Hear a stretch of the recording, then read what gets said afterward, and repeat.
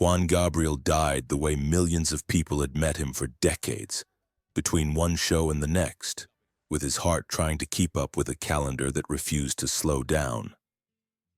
The man who collapsed in a rented house in Santa Monica in late August 2016 had once been Alberto Aguilera Valadez, an unwanted child the Mexican state parked in an institution on its margins. The official cause of death was a heart attack. The unofficial one was stranger. A lifetime in which a country outsourced its tears to that boy and never really let him stop.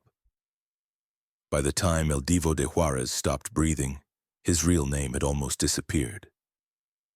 The voice that had turned private wounds into public anthems had become something like infrastructure, traffic lights, electricity, Juan Gabriel, and hardly anyone ever paused to ask what was left of the person underneath. For most people, he arrived in their lives fully formed, sequins catching the light like fireworks, arms spread wide, hips moving in ways that made conservative uncles shift in their seats, eyes shining with a kind of reckless sincerity. They saw him on television variety shows, on worn-out VHS tapes, on YouTube clips decades later, a man who seemed constitutionally incapable of singing halfway. Every line was delivered like the first confession after years of silence. Every chorus like a promise either just made or about to be broken. To a country trained to keep certain topics quiet, pain, humiliation, tenderness, anything that might pass for weakness, Juan Gabriel felt like standing under a downpour after years of drought. None of that was visible when Alberto was born in Paracuaro, Michoacán, in 1950. There was no prophecy, no midwife whispering that this child would one day be the soundtrack to millions of lives. There was just a family already under strain. His father struggled with mental illness and drinking. His mother tried to stretch too little money over too many needs. The house was crowded with children and short on everything else. Arguments arrived like weather fronts, sudden and loud, then blew themselves out and left an even heavier silence behind. For a small boy, the logic of those days was simple and merciless. The adults could break down whenever they wanted, and the children had to absorb the impact. Meals were uncertain, moods even more so. In that kind of home, you learned quickly not to make demands. Alberto learned something else as well. He noticed that when the radio was on, when someone dared to sing along, the sharpest edges of the room seemed to soften. His mother's back straightened. His siblings forgot to bicker. For 3 minutes at a time, someone else carried the weight. Then even that fragile balance cracked. His father's condition worsened, the family's options narrowed. The details differ in different retellings, but they converge on one blunt fact. Alberto was sent away, not to a warm relative's house, but to a state institution for children. It was part orphanage, part boarding school, part warehouse for those the system did not know what else to do with. The building smelled of disinfectant, boiled food, and old metal. The beds were lined up in long rows. The days were organized around bells and orders. In that place, emotions were not only unhelpful, they were dangerous. Cry too loudly and you might earn ridicule from other children who had learned the same lesson even earlier. Ask too many questions and supervisors would remind you of how many kids they were responsible for and how little time they had. You survived by becoming small, predictable and low maintenance. You did not advertise your needs. You did not expect to be chosen. What you could not easily suppress, at least not if you were Alberto, was the urge to sing. At first it was a low hum under his breath, a way of filling the space inside his own head when the dormitory lights went out and the day's noise retreated. The tiled corridors and high ceilings turned any sound into something bigger, thinner, more echoing. When he sang a line he had heard earlier on the radio, it came back to him slightly altered, stretched out by the acoustics, as if the building itself were trying the song on for size. Someone heard him. Not a talent agent, not a minister of culture, just a music instructor doing his rounds, pausing outside a door because the pitch was too good to belong to a random murmur. The man stepped inside and found a boy who did not initially look like anything special. One more pair of eyes in a room full of them. But when he asked Alberto to sing again, something in the air changed. The other children, usually restless and quick to mock, went quiet. The teacher found himself listening in spite of himself, not because the notes were technically perfect, they weren't, but because the boy was singing as if he had no safety net.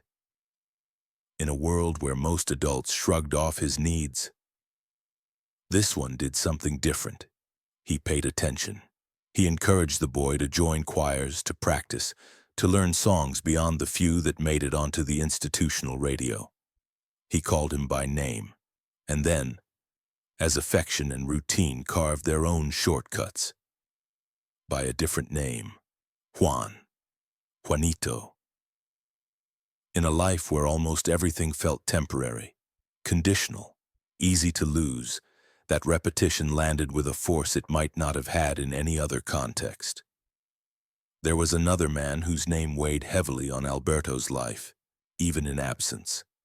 His father, Gabriel.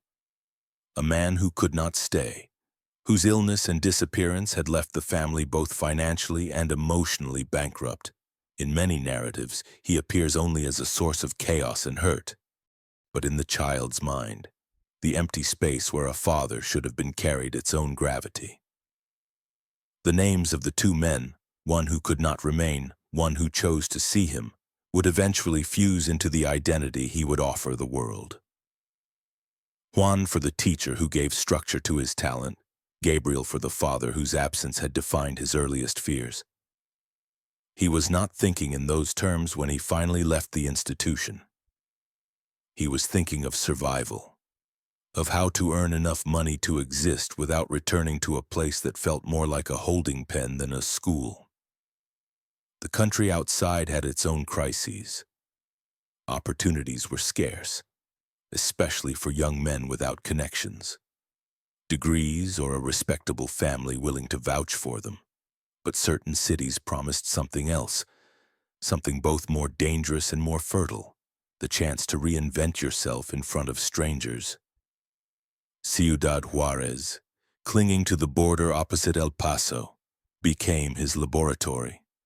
It was a place that understood transit and disguise, where men crossed from one side to the other in search of work, pleasure, or a story that would make more sense than the one they had left behind. Bars lit by neon and cigarette embers needed singers who could hold a room's attention long enough to sell another round of drinks. The deals were crude, so many songs for so much cash, but they were clear. If you made people feel something, you ate. If you did not, you disappeared. Alberto arrived in this ecosystem with nothing but a voice and a determination to avoid the institutional walls he had known too well. He sang under various stage names, tried on different styles like other people tried on imported jackets. In some venues, he tried being unobtrusive, standing mostly still, delivering rancheras in a way that would not alarm anyone. The applause was polite, the money minimal. In others, propelled by something he could not fully articulate, he let his gestures grow larger, his hips loosen, his facial expressions mirror every fracture in the lyrics. The reaction was immediate and volatile. Some patrons laughed, nudging each other at the sight of a young man whose movements did not conform to the rigid script of Mexican machismo. Some barked slurs, some left, but others, the ones who stayed, who leaned in rather than leaning away, responded with a kind of hungry fascination. To men who had been taught that their only acceptable emotions were anger and pride, the sight of someone naming heartbreak so extravagantly was disorienting and irresistible. to women who had carried entire households' worth of unspoken disappointment. This boy on stage looked like a pressure valve finally being opened. Night after night, he tested the boundaries. How far could he push before the room turned on him? How much vulnerability could he pour into a song before it stopped being entertainment and became something more dangerous? The line moved depending on the clientele, the hour, the amount of alcohol in the air. But one thing did not. The more completely he surrendered to the performance, the more he could feel the audience's resistance sagging, reconfiguring itself into something like trust. It was in this crucible that Juan Gabriel became less of an aspiration and more of a necessity. Alberto, the boy who had once been catalogued as a problem to be managed, was discovering that people would make room for him if he could make room for their feelings first. He took the name of the teacher who had first recognized him and the father whose absence had scarred him, fused them into a persona, and stepped fully into it. The act was practical. Audiences remember a good name, but it was also metaphysical. He was trying to rewrite his own origin story in public. The industry took longer to catch up. Record labels, radio programmers, television producers. These were people who dealt in categories. At first glance, Juan Gabriel did not fit comfortably into any of them. He was from the provinces, not the cosmopolitan center. He was flamboyant in a way that made executives uneasy. His songs were too emotional to be laughable, too accessible to be high art, too openly wounded to be safely macho. For years he hovered at the edges, writing songs for others, slowly infiltrating the culture through more acceptable faces. When he sang No tengo dinero y nada que dar on television for the first time, it sounded less like a statement of fact and more like a dare. Here was this man, in a suit that did its best to tame him, admitting poverty in a medium built to sell aspirations. The melody was simple, the lyrics were almost embarrassingly direct. And yet, something about the way he sang the word nada, stretching it just a fraction too long, loading it with a lifetime's worth of loss, turned the song into a mirror. Millions of people who had pretended not to mind their own scarcity suddenly heard themselves. The pattern repeated itself with variations. Se me olvidó otra vez. Siempre en mi mente, querida. Hasta que te conocí. Amor eterno. Each one took an experience that people had been taught to bear in silence and made it singable. He sang of abandonment not as a twist of fate but as a recurring condition. He sang of staying too long in bad love not because you were foolish but because you were human. He sang of grief so overwhelming that it needed an almost operatic scale to feel proportionate. By the time Querida turned into a phenomenon, spending week after week at the top of charts. Blasted out of speakers in markets, taxis, living rooms, it was no longer clear where Juan Gabriel ended and the country's emotional life began. He had become the lingua franca of hurt. Mothers scolded their children using his lines. Lovers quoted him in late-night messages. Whole families watched telenovelas where his songs underscored the most melodramatic scenes. Then carried that intensity back into their own arguments and reconciliations. And yet, even as his songs became ubiquitous, the man who wrote them remained, in crucial ways, off-limits. Journalists circled around his private life like dogs around a fence, barking and retreating, looking for a weakness in the boards. They wanted declarations, labels, a sentence that would fix him in place. Rumors about his sexuality were not new. They had been there from the first time he moved his hips a little too freely on television. In a culture where the public performance of masculinity was tightly policed, his refusal to conform was both a provocation and a release. When a television interviewer finally asked, bluntly, about his sexual orientation, he smiled and delivered a line that would outlive almost any other remark he made off stage. Lo que se ve no se pregunta. What you can see, you do not have to ask about. It was a joke and a shield, a refusal to be pinned down by a discourse that had never done him any favors. The audience laughed. The interviewer moved on. For some, the answer was a relief, confirmation wrapped in wit. For others, it was infuriatingly evasive. For him, it was a way of drawing a line around the small piece of self he still wanted to keep unshared. The paradox grew sharper as years passed.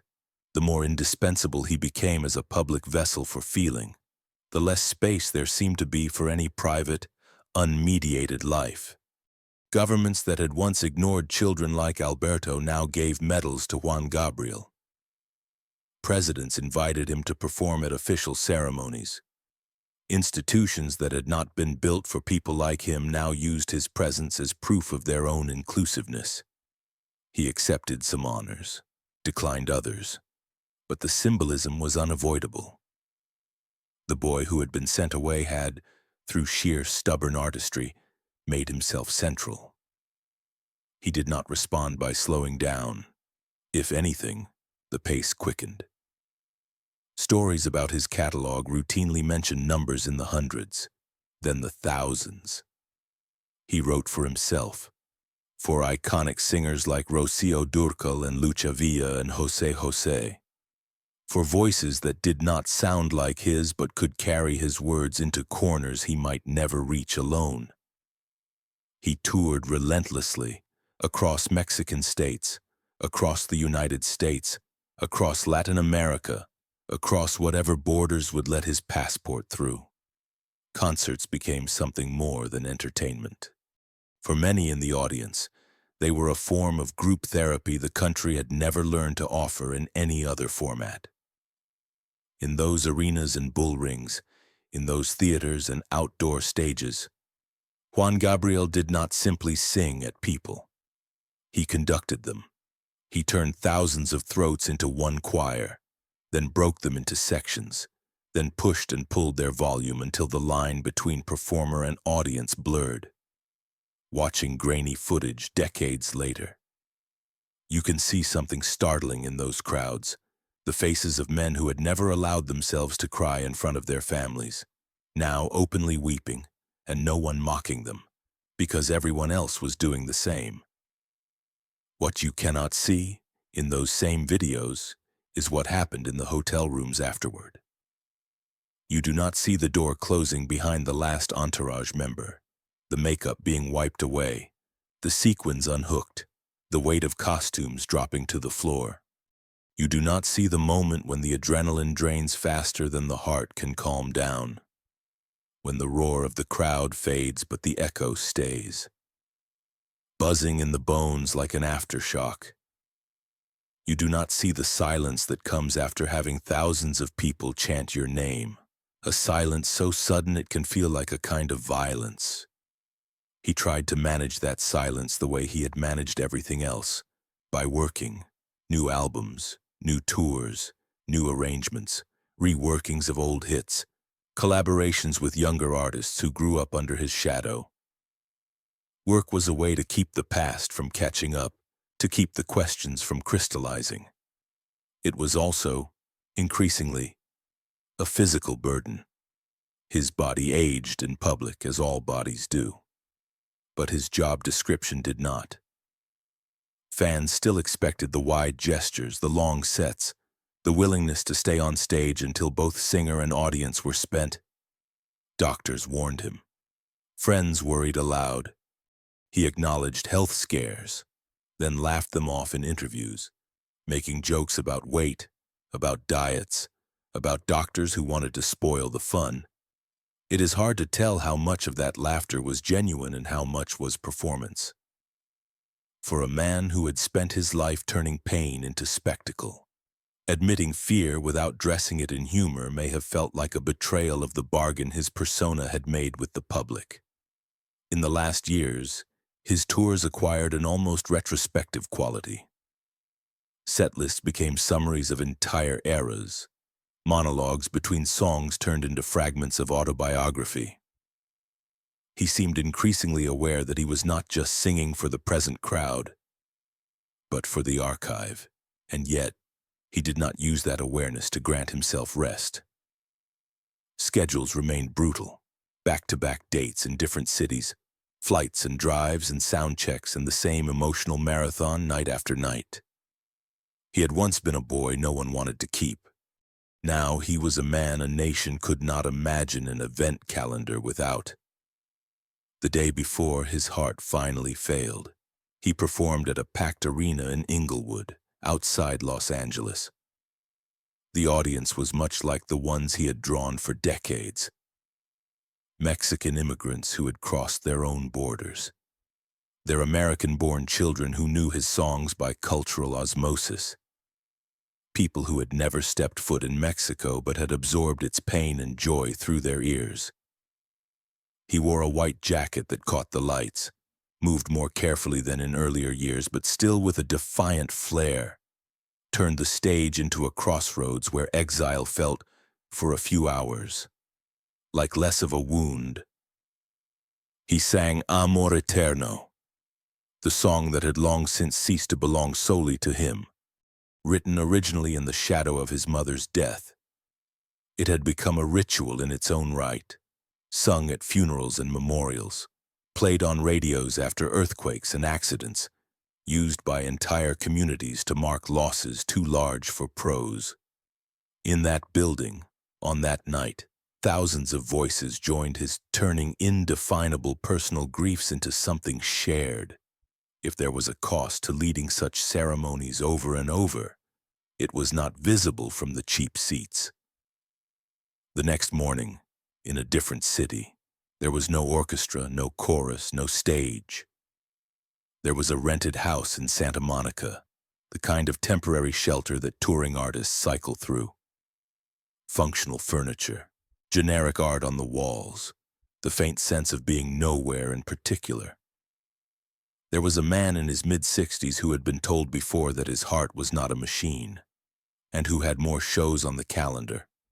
There were the first signs that something was wrong, a shortness of breath too sharp to blame on stairs, a pain in the chest that did not yield to wishful thinking. When paramedics arrived, they found not El Divo de Juárez but a body in distress. Their training, their job, required them to treat him like any other patient. They worked, quickly and efficiently, performing the same interventions they would for a stranger with no albums, no fans, no songs burned into the emotional circuitry of a continent. When the efforts failed and the paperwork had to be filled out, the language was clinical. Myocardial infarction, time of death, age, place, somewhere on the form. A box was ticked to indicate that he had been a performer by profession. The enormity of what that profession had meant to other people did not have a space on the page. News traveled faster than any ambulance. Within hours. Radio stations stopped their regular programming for tributes. Television shows replayed old concerts. Social media filled with grainy clips and confidences. My mother cried to this song the day my father left. We played him at my brother's funeral. I was at that last show. In Mexico City, government officials scrambled to organize a public farewell worthy of his scale.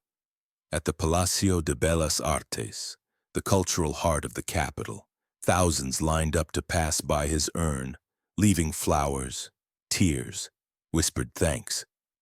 Outside, people did what they had always done with his music. They sang, Querida, hasta que te conocí, Amor Eterno. The song spilled into plazas and streets, into churches and living rooms, into the shifting spaces where public grief and private mourning overlap. The irony was almost too neat. For decades, Juan Gabriel had given the country a vocabulary for loss. Now, in losing him, the country reached automatically for the very words he had put in its mouth.